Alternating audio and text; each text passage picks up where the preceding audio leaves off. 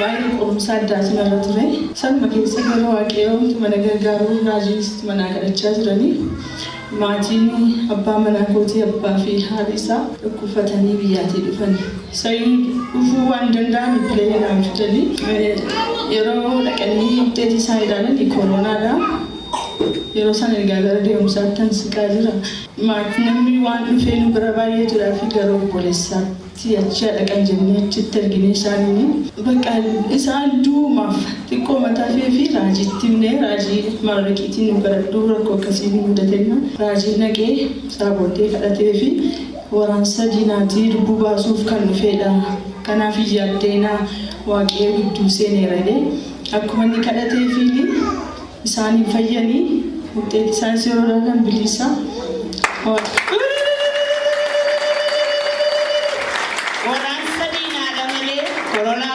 Seetani ofuma odeessiti waaqayyoon galateeffadha ammayyoo irra deebi'aa. Nachi mooda bimmoo mammoo mana kootti deebi'e. Abbaan manaan koo baay'ee dhukkufatee waan isaan beeknu qaama jeeqamaa tukkusaatiin jira. Ani hin barreen immoo qafaa mooqeen kennaa fi waan nyaata isa cufeedhaa fi inni nyaadhee yeroonis immoo harkaa fuudhee maankaa malee nyaatee immoo ofii koo nyaadha. Ani garjaa 8 iyyuu darbee 9 galaan jira. Amma ollaa keenya tokkotu dhufee dhaqiitii ilaalamii keezinii akkas nama godhuu isa sanadhaa jette. Ishee dhaqee yeroo dhaquun kooronaadha. Isaa booddee ammas egaa ba'aa keenya immoo raajii matu baata yeroo baay'ee yeroo isumatti himnaa waaqayyo isaa eebbisu karaa tajaajilaa bichaan sun ta'enis immoo maatii dhanuuni itti himneessuma rakkisna ga'a. Isaa booddee isatti gaafa himnu inni fedhis naasuudhaan immoo manuma hundumaa dhukkuffate. Naanii anaan dhaqee ilaalaminaan jedhanii anaaf yaaddaa maatiin yeroo dhaqee ilaalamu ati bilisa naan jedhan galateeffadhaa waaqayyoon. Saawwatii raajii dhufanii kadhatanii nun isaaf yaaddoofni gaasanii dhufe manuma hundumaa dhukkuffate gaa.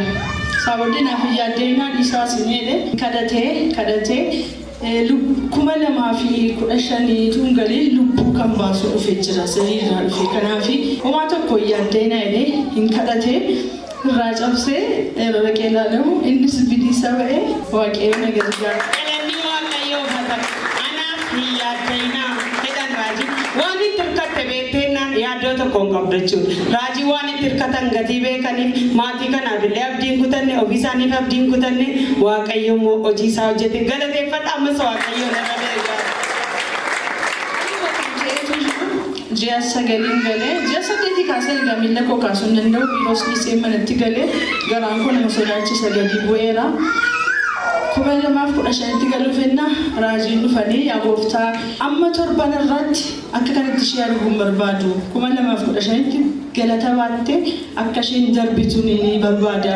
Torban irraa yoo deebi'ee dhufu galata baatte ishee argu barbaada yaa gooftaa akka kanatti akka isheen argine deebi'ee banaa kadhachaa jiru. Waaqayyo mucaa koosii hojiidhaan jira yaaddeeni ergamtuu kaasee amma dooktariitti nama koo kan ta'eessiif qopheessaa kolfaa dhattee kolfaa galtasiin jedha waaqayyo yaaddeeni na kadhatanii so.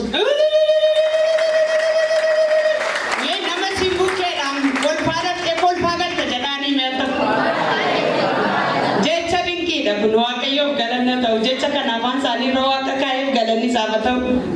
Akkuma inni dhugaa lammoodha bakka baay'ee tiriis na godhanii amma zabanyaatti kaasanii amma ammaatti illee nu bilbiloo koo maatiitti walitti dhaanna jira sana wajjin waaqayyo na gargaaree kolfaa madaqee kolfaa mucaa koo fudhadhee galee waaqayyoof ulfinni isaa.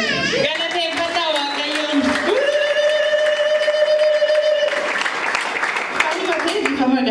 Baaliif baay'isee makan akkanaan jennee sodaa as ba'uu sodaadhe nama kan walitti kuusee taa'ee tilmaamaan ji'a 3 duradhaa mucaan koo halkan ijumanii beekin sa'a 8 irratti hin hoqqisiisaa warreen gaafa kan mucaan fuudhame asitti. Wanta furdaa wayitu keessaa harkifamee ba'a busaatiin isaa waan addaati waan godhamni naani raajiin immoo beektu bilbilaan namaan bilbilanii.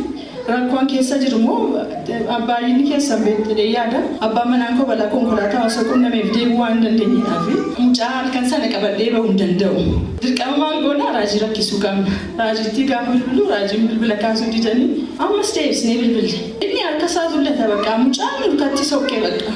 Amma raajiitti bilbille raajiin kadhatarran tureenoo amman kaasutti bilbila isin cuftanitti yeroo deebi'ee yaalumoo nadi deebilbilii jedhe ishenne maal taateenna bakka mucaani maal akka ta'e beeknu bakka akkas inni gaafatinu anoo kadhatarran ture ammasittan fufa kadhatagoo birciqootti bishaan qabaddaa ammaa jedhe akadhanne hin kadhatee waraan sadii naasii halitti fufeen kadhadhaa gubbee mataasaatti cobsaatti handhuura isaatti naqa yeroo sadii qammasiisaa isaa booddee mucaan bakka nagaa argataan rafaa barii fayyaama isaa argitu akkuma inni abbaa raajiitu dhugiisin jedhee dhugennaan afsadi fudhate hin fudhatee mucaan irrafee ganama mucaa fayyaasa dhiiseen kana biyyoo galateeffadhaa waaqayyo ormi waaqayyo waan baay'ee isinii godhee dhugaatii isaa dhoksitanii teessan akkuma galas itti deddeebi'aa jechuudha. Aniif waaqayyo hojii isaa akka ba'ee namni biraatti hin fayyuu barbaada. Mucaan kun yeroo dhalatee qabee ilaala.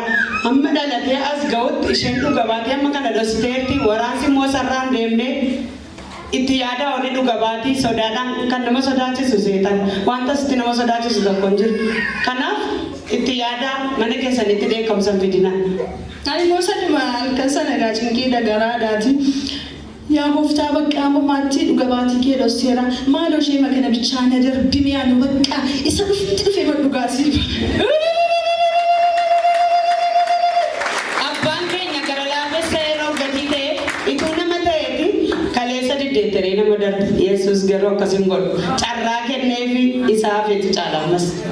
Amma akkas jedheenni maal godhare na sodaadhe na dhufaa yeroo dhufu dhaqee dhugaatii ba'an jedha laphee koo keessaa waan arruuta akkam godheen fuuldura dhaabadhee dhugaa baay'aa gooftaa ati keessa koo beektashi bakka isa dhufutti jedha ituma jedhu dhugaa ba'uu dhoksuun garuu gatii nama kaffalsiisa akkuma kana tamasaasaa sanaa mucaan koo isheen argiteetti diddama akkasin ta'a baay'ee dhukkubee akkuma sana ta'ee dhukkubee ol deebisaa maal kana maarraa jirti maal eenyumaa bakka inni mujedeen mana yaalaatti geesse waan tokko hin qabanani nan fide inni obbolaan isaa immoo masarraa mana ture gee fuudhii deemeedhani bakka ammoo waan barbaade ta'uu walitti geessa bakka anaa jirtee inni fi achi taa'ee akkuma carraa ijoolleen kadhachaa jiru yeroo uffate as ba'an galgala yeroo as baasu zayitii dibataa sammuusaa fi afaansaaf as handhuura isaatti godhanii handhuura isaa akkas qabanii mucaaniin bo'e bakka boriin kadhadhaa fi fuudhee deeminaan jedhanii yeroo naqee fuudhee taa'u isa sila tukkusaatiin abiddarraa ta'ee jiru mucaan koo fudhadhee afaantuun illee argiteetti taphachaa magallee ganamas mucaan fayyaama isaatii dhugaatii koo isa dhumaa akkas ji'a lama dura ta'e bichaan beeku namni muraasni xalaa guddinaa argattu warri kaan immoo xalaa biiroo gashattu hojii dhuunfaa keessanii hojjechuuf jettanii jedhaniiti nu kadhatanii ameenin ni fudhanne ani sanyoo isaa biiroo galee xalaa guddinaa fudhadheera waaqayyo galanni waaqayyoo mata gaafa waa'ee xalaa kanaa raajinasi dubbatan tokkoon edheeni fudhadhee galee anaaf dursee taa'ee ture ganamuma isaa sarvisii keessatti dabdaabee fiddee dhuftee na dursite ammoo naa tursuun keessa riibini waaqayyoo galanna ta'u waaqayyoo jiirra jira galateeffataa waaqayyoo miindaa isaatiin kookee yeroo darbe caalbaasii irratti gaabiin bitamee dhufe bu'aa xalaa sanaati waaqayyoon galateeffadhaa ammas. Waaqayyoon jedheen osinaa akkuma koo gatii kaffaltu dhugaadhaa raajii immoo tasuma bakka ergaansaa makaasiin qabu qulqulluu kan ta'e an argeera jireenya koo irratti argeera itoo anis itti dubbadhe dubbatamee mukarra isaatti dubbatamee waan nuuf godhame jechuudha kana dheeni bakka horri beektan lapheen keessanii.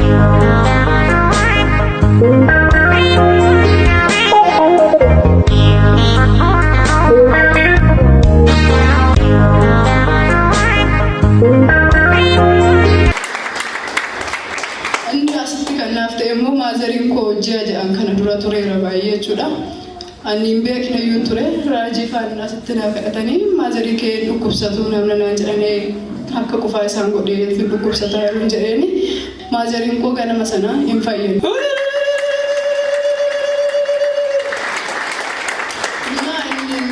Sarfaammoo asumatti jechuudha raajiin faan guyyaa ji'a har'aaf torban kana natti fakkaate nama sadi jedhanii wanta baay'eetti dhiphachaa turtan guyyaa hojjaa duraa waa'ee keessaniif hin dubbatu hojjaa lamaanii midhaan irratti marachaa oolu roobi isiniif dawwalamaadhaan nama sadi jedhanii kaasan isaanii roobi isinii dawwalamaa gaafa aamusii waa'ee keessan wanta abdiitti kutattan hundiyyuu xumuramaa jedhan. Ameen. Galata Waaqayyoo fidaa.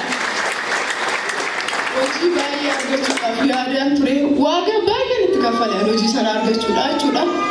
Hin beekne iyyuu akkuma ani kutaa 8 bichaan baradhe sana dura kutaa 8 adda kuteen gara biyya Arabaa deeme kutaa 8 argachuu hin danda'u yaa birrii achi fidee hin qabu sana hunda balleesseera waan ta'eef hojiin argadheetti hojjechuudhaaf kanan jiru hin qabu faabrikaan galee hojjechaa ture gaafa faabrikaa keessaa ba'uudhumaan qaba baankii yookiin sadaatii yookiin immoo xabbaqaan galee baay'ee yaadan ture maaliif asii yookiin tajaajilu hin danda'u barumsa ogummaa biraarree barachuudhaaf yoo yaala hin danda'u waan ta'eef dirqama hojii sa'aatii 11tti 11tti baasan jechuun immoo ani hojii homaayyuu biratti barachuu hin danda'u waan ta'eef jechuudha.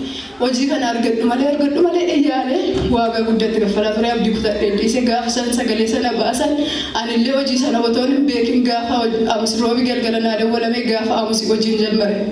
Ameen.